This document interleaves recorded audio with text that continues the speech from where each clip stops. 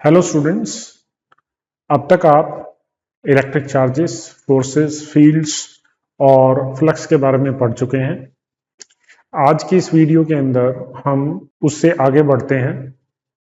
हमको ये पता चल चुका है कि जो इलेक्ट्रोस्टैटिक फील्ड या फोर्स है उसको कैसे लिखेंगे, बट इसके साथ एक क्वेश्चन अराइज होता है कि जो इलेक्ट्रोस्टैटिक फील्ड और फोर्स है उनका नेचर कैसा है। नेचर से मेरा मतलब यहाँ पे ये है कि whether that field is conservative और नॉन कंजर्वेटिव। और इसी कॉन्सेप्ट को यूज करके हम एक नई चीज डेवलप करेंगे यहाँ पे, that is the concept of electric potential and potential energy.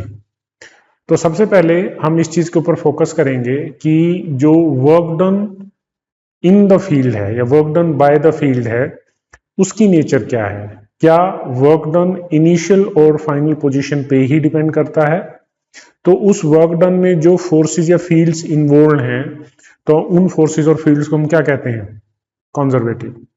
अगर work done nature of path पे डिपेंड करता है तो हम उसको कहते हैं नॉन कंजर्वेटिव। तो कंजर्वेटिव फोर्स आप पहले भी पढ़ चुके हैं, जैसे ग्रेविटेशनल फोर्स, उसके बारे में आप पढ़ चुके हैं। Frictional force non conservative force है, ग्रेविटेशनल फोर्स कंजर्वेटिव फोर्स है। इसी तरह से यहाँ पे हमने देखना है कि जो इलेक्ट्रोस्टैटिक फोर्स और फील्ड्स हैं ये इनकी नेचर कैसी है, क्या ये कंजर्वेटिव है या नहीं है। तो यही कॉन्सेप्ट, जो डेफिनेशन जब भी अब मैंने बताई है कंजर्वेटिव फोर्स की, वही डेफिनेशन हम यहाँ पे बनाएंगे। तो हमें सबसे पहले क्या करना, वर्क डन के बारे में देखना। तो कोई भी एक वेरिएबल फोर्स है, उसका जो वर्क डन का फार्मूला है that is F dot D L, right. अब इलेक्ट्रोस्टैटिक से हमें पता है कि जो force on a given test charge है that is Q naught times E. तो अगर मैं इस फोर्स की जगह इस वैल्यू को सब्स्टिट्यूट कर दूं तो मेरे पास जो फॉर्मूला आएगा that is E dot D L, या इसको मैं क्यू नॉट को बाहर लिख सकता हूं क्योंकि एक गिवन चार्ज है, ये कांस्टेंट है। और इसको मैं ऐसे भी लिख सकता हूं, work done in moving the charge along the given length per unit test charge is equal to E dot dl. So I can say this work done per unit test charge as what? This I am calling as line integral of electric field. This I am calling as line integral of electric field, right. तो हमें जो यहाँ पे अब जो case हम करने वाले हैं उसके अंदर हमको ये देखना है कि जो line integral of electric field है, अगर हम line integral of electric field निकाल लें तो इसका मतलब क्या है, हम work done in electric field निकाल पाएंगे, राइट। तो इसके लिए ये सिचुएशन देखें। सपोज हमारे पास एक चार्ज है जो कि ओरिजिन पे प्लेस किया है हमने,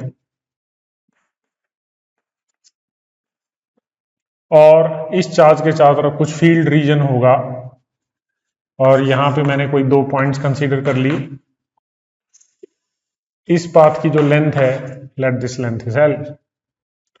इस ए पॉइंट का जो पोजीशन वेक्टर है I am calling it as R A, और इस बी पॉइंट का जो पोजीशन वेक्टर है that is R B, right. तो इस चार्ज की वजह से यहां पे चारों तरफ फील्ड होगा। इस चार्ज की वजह से जो फील्ड है उसके अंदर हम यहां पे एक टेस्ट चार्ज को, जो कि हमने ए पे रखा हुआ है, ए से बी तक लेके जाएंगे, और ए से लेके बी तक जाने में जो टोटल वर्क डन है उसको हम यहां पे कैलकुलेट करेंगे, राइट। तो जो ये कैलकुलेट जब हम करेंगे तो इस पूरे वर्क डन को हम ये देखेंगे कि क्या यहाँ पे जो वर्क डन है वो इनिशियल और फाइनल पोजीशन पे डिपेंड कर रहा है या नहीं कर रहा। तो उसके लिए मैं क्या करूंगा, सबसे पहले इस पूरे पाथ को मैं इनफाइनाइटेसिमल स्मॉल एलिमेंट्स में डिवाइड कर दूंगा, क्योंकि यहां से जो डिस्टेंसेस हैं इस पूरी पाथ के अलग अलग पॉइंट्स पे डिस्टेंसेस अलग अलग हैं, तो फील्ड की जो वैल्यूज हैं वो अलग अलग हैं। जो टेस्ट चार्ज हम यहां पे रखेंगे उस पे फोर्स अलग अलग लगेगी। तो हम क्या कर रहे हैं, इन छोटे छोटे पाथ्स को, let this is dr1 dr2 So dr1 tends to 0 means it is very small as you can think. जो हम इसको tends to 0 लिखा ताकि इस रीजन पे या इस रीजन में जो इलेक्ट्रिक फील्ड या फोर्स ऑपरेशनल होंगी वो कांस्टेंट होंगी, राइट।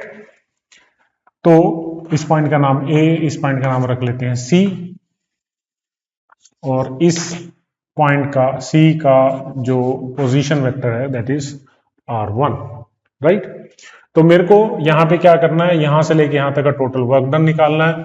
उस वर्क डन को मैं यहां पे क्या लिख रहा हूं, E dot dl moving from A to B and that is equal to E1 dot and that is equal to E1 dot dr1।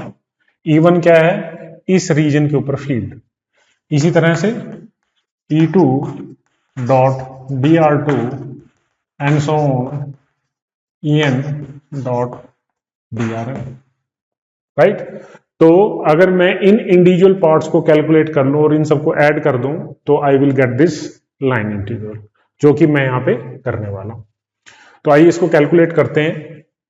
सबसे पहले हम इस पार्ट को निकालेंगे, E1 डॉट dr1। E1 क्या है, इस रीजन AC इनफाइनेटेसिमल एलिमेंट, इस AC के ऊपर जो फील्ड है उसको मैंने लिखा E1। तो E1 की वैल्यू क्या होगी, E1 को मैं लिख सकता हूं Q divided by 4 pi epsilon not, यहां से लेके यहां तक का separation that is RA cube RA dot dl1, right. तो E1 डॉट dr1 को मैं ये लिख सकता हूं। अब प्रॉब्लम क्या आ गई, मेरे को ये वैल्यू नहीं पता, तो आइए सबसे पहले इस सेक्शन को कैलकुलेट करते हैं। इस सेक्शन को कैलकुलेट करने के लिए हम क्या करेंगे, इस ट्रायंगल के अंदर जाएंगे। ये ट्रायंगल बन रहा OAC,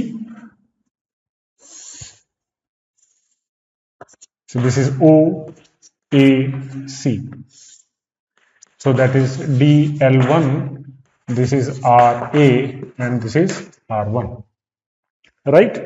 तो यहां पे आप ट्रायंगल ऑफ वेक्टर से देखें, आप क्या लिख सकते हैं, आप यहां से लिख सकते हैं RA plus DL1 that is equal to R1, right? Using the triangle of vectors you can write it like that. Now squaring both sides, so what we can do, we can write RA dot RA DL1 और DR1 जो भी लिखना चाहें dot DL1, R लिखा हुआ R लिख लें, plus 2 RA dot DR1 and that is R1 dot R। तो दोनों तरफ स्क्वायर करेंगे तो ये आएगा। इसको फर्दर हम क्या लिख सकते हैं, RA square DL1 square 2RA dot DR1 and that is equal to R1 square, right? तो देखिए यहां से वैल्यू आ रही है RA dot DR1, इसको आप लिख सकते हैं R1 square RA square divided by 2। इसको आप नेग्लेक्ट कर देंगे बिकॉज हमने अजम्पशन लिया कि जो ये DR1 है दैट इज टेंडिंग टू 0, तो इसको हम स्क्वायर करेंगे तो इट इज फर्दर स्मॉलर, तो हम इसको नेग्लेक्ट कर सकते हैं। तो इस वैल्यू को यहां से यहां सब्स्टिट्यूट करें तो आपको क्या मिलेगा, 4 pi epsilon not RA cube, so I am writing R1 minus RA by 2, minus और स्क्वायर है तो R1 प्लस R, तो इसको मैं ऐसे लिख सकता हूं, राइट। अब क्योंकि ये DR1 बहुत स्मॉल है, हम यहाँ पे ये assumption भी लगा सकते हैं that RA is very much near than R1, तो इसको हम ट्वाइस लिख देंगे। तो जैसे ही हम इसको ट्वाइस लिखेंगे that term is twice of RA, और RA यहाँ पे है, ट्वाइस लिखेंगे तो वो 2 और ये 2 कटेगा यहाँ पे, और RA तो मेरे पास यहाँ बचेगा RA square and that is R1 minus, right. साथ में क्योंकि ये दोनों अप्रोक्सीमेटली सेम है तो इसको देखिए मैं कैसे मॉडिफाई कर रहा हूं। सो आर ए स्क्वायर को मैंने लिख दिया R1 RA R1 माइनस, तो इसको फर्दर आप क्या लिख सकते हैं E1 dot DR1 that is equal to Q divided by 4 pi epsilon not into 1 by RA minus 1 by R1, right. तो यहां तक हम पहुंच गए, हमने फर्स्ट पार्ट इवेल्युएट कर लिया। इसी तरह से अब हम सेकंड पार्ट इवेल्युएट करेंगे। सो सेकंड पार्ट क्या है, E डॉट DR2, सपोज ये जो पॉइंट है इसका पोजीशन वेक्टर है R2 एंड सो ऑन। हमने इसको n एलिमेंट्स में ब्रेक किया तो इसको हम लिख सकते हैं similarly 1 by R1 minus 1 by R2 and so on En dot DRN that is equal to Q divided by 4 pi epsilon naught 1 by Rn minus 1 by Rb, right. तो इन सभी टर्म्स को आप ऐड कर देंगे, तो इन सभी टर्म्स को add करेंगे तो आपको क्या मिलेगा, line integral of electric field. So if you add them so that will B E dot dl in moving a test charge from A to B that is equal to Q divided by 4 pi epsilon naught 1 by, अब यहां से देखिए ये minus R1 plus R1 minus R2 similarly plus R2, तो ये सारी terms cut जाएंगी, only RA और RB ही सरवाइव करेगा, राइट। तो ये जो line integral of electric field है, ये जो मैंने इवेल्युएट किया, ये क्या कर रहा है, इनिशियल और फाइनल पोजीशन पे ही डिपेंड कर रहा है। और इस line integral of electric field को हमने क्या लिखा, work done per unit test charge. तो इसमें वर्क डन की टर्म है, तो यहां से हमें क्लियरली दिखाई दे रहा है कि जो वर्क डन है वो इनिशियल और फाइनल पॉइंट पे डिपेंड कर रहा है। तो इस चीज को अब मैं यहां से लिख सकता हूं इस तरह से, the line integral of electric field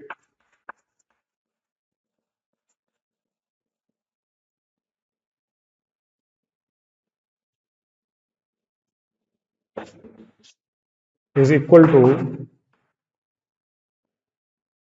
the work done by the external agent